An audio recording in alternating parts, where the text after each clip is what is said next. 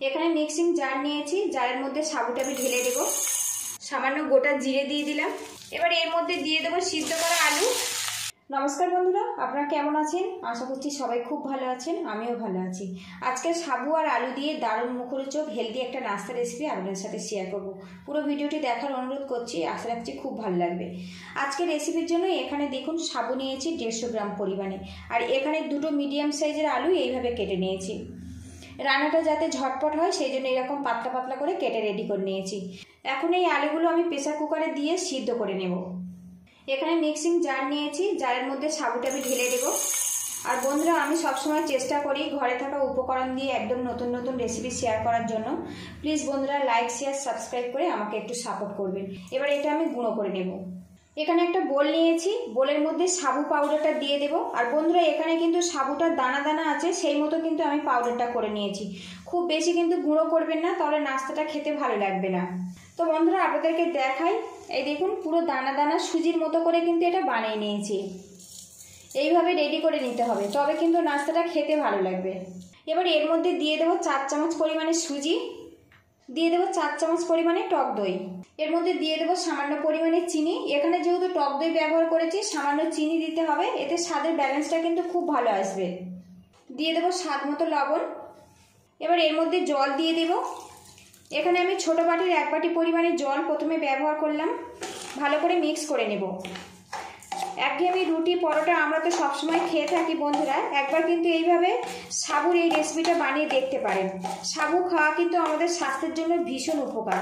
আর এই নাস্তাটা এতটাই টেস্টি বন্ধুরা, একবার বানালে কিন্তু যারা সাবু খেতে পছন্দ করে না তারাও কিন্তু খাবে চেয়েছে। তো আরও একটু জল কম মনে হচ্ছে, আরও একটু জল এর মধ্যে দিয়ে দেবো। সুজি আর সাবু কিন্তু বেশ জল টানে, সেই মতো কিন্তু জলটা প্রথমে দিতে হবে। এদিকে দেখুন বেশ করে মিশিয়ে নিয়েছি। একটা পাত্র দিয়ে ঢেকে রাখবো, এতে সাবু আর সুজিটা কিন্তু বেশ ফুলে নরম হয়ে যাবে। অন্যদিকে কড়া গরম করে নিয়েছি, এর মধ্যে 1 চামচ পরিমাণে সরিষার তেল দিয়ে দিলাম, সামান্য গোটা জিরে দিয়ে দিলাম। এবারে এর মধ্যে আদা আর কাঁচা লঙ্কা কুচি দিয়ে দেব। এগুলো একটু ভাজা ভাজা করে নেব। এখানে আদাটা আমি ছোট ছোট করে কুচিয়ে নিয়েছি, খুব ঝটপট কিন্তু ভাজা হয়ে যাবে। এখানে দেখুন বন্ধুরা, কিছুটা বাদাম নিয়েছি, একটুখানি ক্রাশ করে নিয়েছি। এখানে কাঁচা বাদাম ব্যবহার করছি, তেলের মধ্যে দিয়ে দেব। বাদামটা তেলের সাথে একটু নাড়াচাড়া করে নেব, ভাজা ভাজা হয়ে যাবে। আপনারা চাইলে ভাজা বাদামও ব্যবহার করতে পারেন। আমার হাতের ধারে কাঁচা বাদাম ছিল, সেই জন্য তেলে একটু এইভাবে ভেজে নিচ্ছে। বাদাম দিয়ে সমস্ত মশলা কিন্তু বেশ ভেজে নিয়েছি, আর এখন কিন্তু খুব সুন্দর একটা গন্ধ বেরিয়ে আসছে। এবার এর মধ্যে দিয়ে দেবো সিদ্ধ করা আলু। খুন্তির সাহায্যে ম্যাশ করে নেব আলুটা।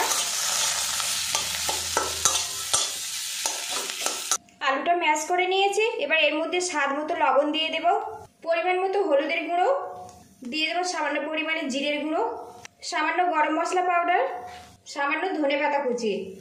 আবারও ভালো করে মিক্স করে নেব। আর বন্ধুরা, এখানে কিন্তু আমি কোনো রকম গুঁড়ো লঙ্কা ব্যবহার করলাম না, কাঁচা লঙ্কা ব্যবহার করেছি। আর এই কাঁচা লঙ্কাতে ভীষণ ঝাল, ঝালটা আপনারা স্বাদ মতো দেবেন। ভালো করে মিশিয়ে নেব মশলার সাথে, আর একটু নাড়াচাড়া করে নেব, এতে কাঁচা যে মশলার গন্ধটা সেটা আর থাকবে না।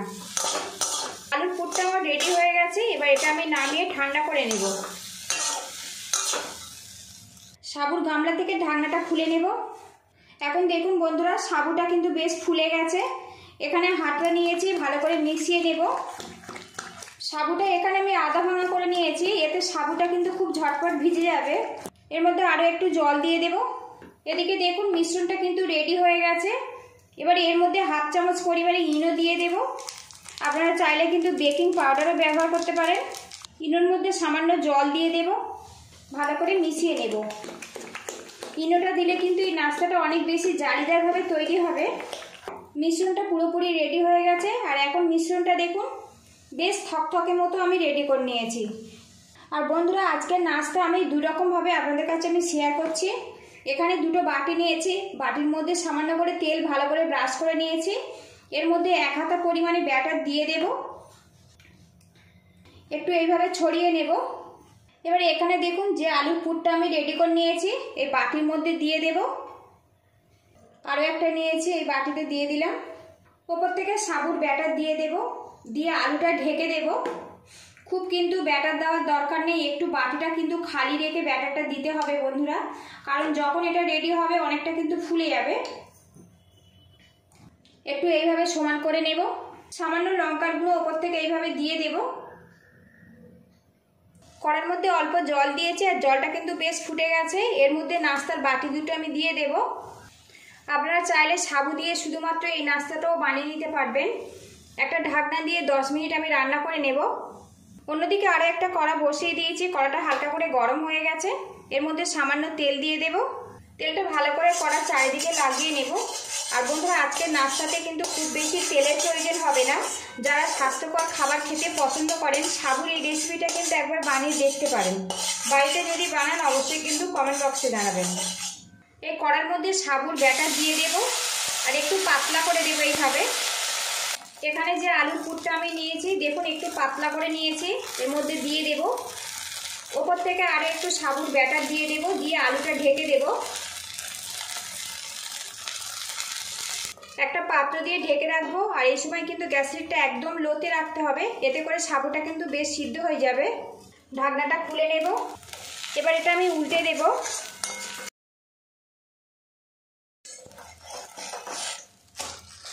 এদিকে দেখুন বন্ধুরা, উল্টে পাল্টে একটা নাস্তা কিন্তু আমার রেডি হয়ে গেছে। কড়ার মধ্যে আরও কয়েক ফোঁটা তেল দিয়ে দেব। দিয়ে দেব সাবুর ব্যাটার, দিয়ে দেবো আলুর পুর, ওপর থেকে দিয়ে দেবো ব্যাটার। আর বন্ধুরা, আজকের রেসিপি দুটো যদি ভালো লাগে প্লিজ বন্ধুরা লাইক শেয়ার সাবস্ক্রাইব করে আমাকে একটু সাপোর্ট করবেন। আর রেসিপিগুলো যদি ভালো লাগে একটু বন্ধু বান্ধব আত্মীয় স্বজনের কাছে শেয়ার করে দেওয়ার অনুরোধ করছি। এইভাবে সবগুলো আমি রেডি করে নেব। এদিকে দেখুন বন্ধুরা, নাস্তাগুলো কিন্তু আমি রেডি করে নিয়েছি। এখন এই দুটো নাস্তার লুকিংটা দেখুন কি সুন্দর। এটা কিন্তু আমি টমেটো কেচাপের সাথে পরিবেশন করব। আর বাটির মধ্যে যে নাস্তাটা আমি সেট করেছি দেখুন কত সুন্দরভাবে রেডি হয়েছে। যারা একটু তেল খেতে পছন্দ করেন না, একবার কিন্তু এইভাবে দেখতে পারেন।